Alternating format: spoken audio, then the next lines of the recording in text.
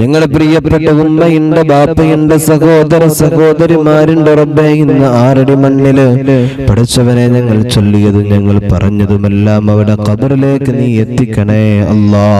അവിടെ ഖബർ നീ വിശാലമാക്കണേ അല്ലാ, സ്വർഗമാക്കണേ അല്ലാ, സന്തോഷമുള്ള ഖബറാക്കി കൊടുക്കണേ അല്ലാ. പഠിച്ചവനെ അല്ലാഹുവേ, അവിടെ ഖബറിന്റെ ഉള്ളിൽ അവസ്ഥ ഞങ്ങൾക്ക് പറയാനും കഴിയില്ല റബ്ബേ. എല്ലാം അറിയുന്ന, എല്ലാം കാണുന്ന, എല്ലാം കേൾക്കുന്ന രാജാതിരാജനായ അല്ലാ, പഠിച്ചവനെ നീ അവരെ ഖബർ നീ സ്വർഗമാക്കണേ അല്ലാ, ആനന്ദമുള്ളതാക്കണേ റബ്ബേ.